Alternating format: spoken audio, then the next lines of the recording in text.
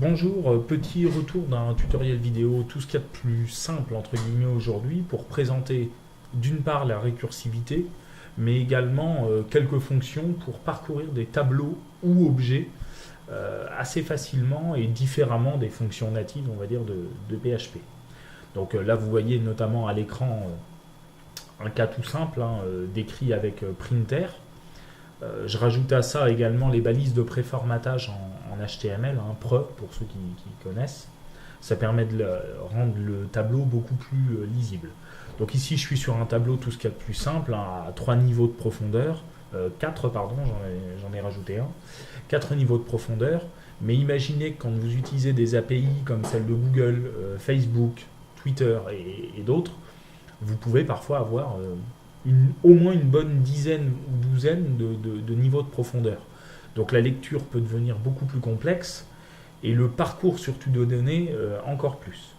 J'ajoute à cela un autre défaut, enfin qualité défaut on va dire de printer selon les usages, c'est que ça va vous afficher les clés privées et protégées que vous pourriez avoir dans des objets. C'est le cas ici, on voit bien les protected et private qui sont présentes. Donc ça, si on peut les masquer quand nous on parcourt, c'est tout aussi pratique.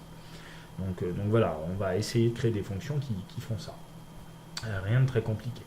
Je vais vous montrer un premier cas de fonction. Celui que j'ai appelé de manière très originale print recursive. Vous voyez que j'ai poussé le bouchon. En gros, ça prend 3 paramètres. Le premier, le tableau à parcourir. Le deuxième, c'est un petit paramètre graphique, entre guillemets, c'est si vous voulez mettre en gras les clés pour rendre ça un petit peu plus lisible. Et enfin, le niveau de profondeur. Ça, normalement, vous n'avez pas à le modifier, c'est pour le bon fonctionnement, on va dire, de la récursivité. Dans l'idée, donc je vais expliquer cette fonction rapidement, ce sera le même principe pour les autres, il y aura surtout la partie affichage, en gros, qui va changer. Mais donc c'est, voilà, gardez l'idée en tête. Donc la première chose à vérifier, c'est d'abord, est-ce que le tableau qu'on teste est un objet? Parce que si oui, on ne peut pas convertir les données d'un tableau, enfin d'un objet, pardon, les données d'un objet en chaîne de caractères. Donc pour ça, le plus simple, c'est de passer par getObjectVars, qui va faire ce travail pour nous et nous permettre de parcourir petit à petit les données sans aucun problème. J'ajoute à cela que getObjectVars ne vous conserve que les données publiques, donc le problème déjà des private et protected est déjà réglé juste avec ça. En dessous, ça c'est juste pour le principe, j'ajoute un BR au tout début de chaque ligne pour la lecture du tableau, mais je ne veux pas au tout premier tour, entre guillemets, que ça en mette un. D'où le petit if que vous voyez là. Vous rendrez un petit peu plus compte quand on affichera les données. En dessous, on parcourt le tableau avec les paires clés-valeurs, tout ce qui est plus standard. Dans un premier temps, on affiche les clés. Et ici, j'utilise strrepeat pour décaler, en fait, tabuler, si vous préférez, entre chaque niveau de profondeur. Ce sera pour faciliter un peu la lecture. Donc en gros, je me base sur le niveau et j'ajoute 4 espaces, donc le vrai espace des tabulations. Et à partir de là, ça s'affiche. Donc soit avec strong, soit sans strong, selon le deuxième argument de la fonction.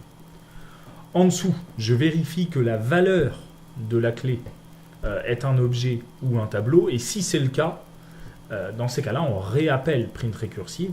Donc c'est à partir de là que la récursivité s'applique. Et on relance la machine jusqu'à ce que notre valeur ne soit pas un tableau ou un objet, mais tout simplement une chaîne ou un numérique ou un booléen. Et quand c'est le cas, on affiche bien sûr la valeur. Donc voilà, fonction, tout ce qu'il y a de plus simple, c'est de la récursivité de base. La fonction appelle la même fonction, qui appelle la même fonction, et ainsi de suite, jusqu'à la fin du parcours. Donc le rendu final du tableau de test que vous avez vu au tout début de la vidéo, qui est ici, voilà, avec une petite classe que j'avais créée pour l'occasion, ça va donner ça.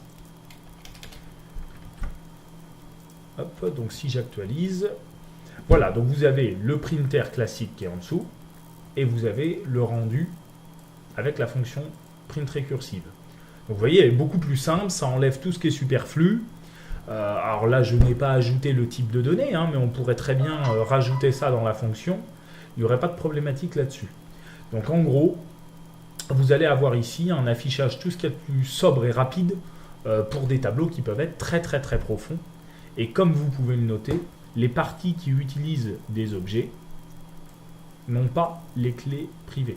Hein, ce qui correspond donc à ça dans Printer et ça. Voilà. Donc toutes les clés privées et protégées ont été virées. On ne garde que ce qui nous intéresse avec un classement par niveau en fonction des tabulations. Voilà, première fonction, tout ce qui est de plus simple. Maintenant, j'ai créé une deuxième qui a un double rôle. Elle peut faire comme print récursive, donc comme ce qu'on vient de voir, mais j'ajoute à cela que celle-là, elle doit me retourner un tableau des données par niveau.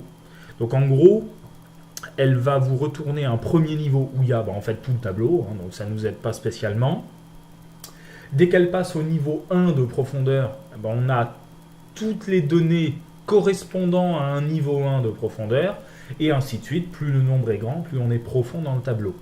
Ça, l'intérêt, c'est de pouvoir aller piquer très rapidement une donnée qui pourrait être au 10e ou 11e niveau de profondeur quand vous êtes dans des API, sans avoir à récupérer toute la hiérarchie, on va dire, de l'arbre du tableau pour trouver la finalité. J'ajoute également à ça, notamment si vous utilisez certaines API de Google, que parfois, quand vous devez parcourir des niveaux de profondeur comme ça, vous vous retrouvez bloqué en fait à cause des objets. Donc en fait, au bout d'un moment, on va vous dire vous ne pouvez pas donc convertir un objet en chaîne et ça devient gênant. Donc là, effectivement, l'avantage, c'est que ça le fait pour vous et vous pourrez après pointer comme vous le voulez. Donc là, l'idée de celle-là, c'est essentiellement de vous retourner un tableau découpé par niveau de profondeur. Je ne vous le montre pas plus que ça n'a pas plus d'intérêt, mais ça peut être utile. Ce qui peut être un peu plus intéressant, c'est éventuellement la troisième version que j'ai créée, qui est beaucoup plus courte, comme vous le voyez. Ici, on utilise un callback. Alors un callback, vous savez, c'est une fonction de rappel, pour ceux qui ont moins de notions, on va dire, en programmation. Si vous voulez voir ça, vous pouvez utiliser des fonctions, par exemple, comme array walk. Par exemple, ces fonctions-là utilisent des callbacks. Donc là, l'intérêt, c'est quoi? C'est de ne pas créer le rendu, on va dire, visuel directement dans la fonction, mais de vous permettre, vous, de le coder dans une fonction à part. Donc, comment on utilise cette fonction par rapport à la toute première? C'est ce que j'ai fait ici. Donc, vous voyez, j'ai créé une fonction de callback avec un affichage un peu personnalisé. Donc, ici, j'ai mis des tableaux, rien de très fou. Et puis, je vais appeler cette fonction-là avec print recursive callback. Donc, je mets tout ça dans un tableau. Et ça va nous afficher le rendu. Alors, je masque les autres, juste pour pas qu'on soit noyé sous les données. Hop.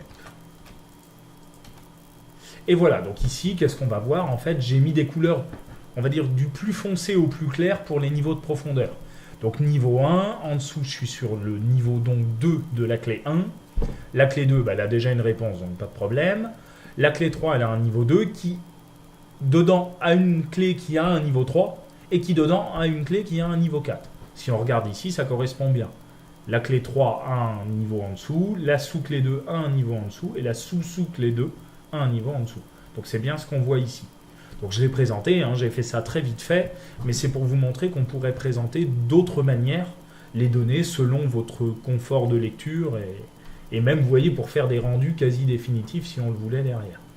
Donc, ça a été fait très vite, mais celle-là, elle a l'intérêt de pouvoir tout gérer, on va dire, directement dans une fonction de callback. Si je voulais faire exactement le même affichage que ce que j'ai dans la fonction print récursive, c'est la première ligne que j'ai écrite là. En fait, il suffirait d'écrire cette ligne et vous auriez exactement le même rendu que la fonction print récursive. Donc voilà, c'était un tour d'horizon un petit peu de ces fonctions-là, en espérant qu'elles puissent vous servir, si possible, à l'occasion. Et alors bien sûr, il faut que vous ayez des tableaux suffisamment profonds et souvent des tableaux avec des objets, donc en gros les cas un peu plus taquins, entre guillemets. Et donc à partir de là, vous pourrez un petit peu plus profiter de ces fonctions-là. Donc tout est dans la page de mon blog que vous allez voir en description. N'hésitez pas à aller récupérer les codes, les modifier, même upgrader, on va dire, ces fonctions. Ce ne sont que des exemples un peu rapides. Voilà, j'espère en tout cas que ça vous a plu et on se retrouve sur le blog internet formation pour d'autres aventures en SEO, sur le réseau social et bien sûr sur le code comme je l'aime en général. À bientôt, merci.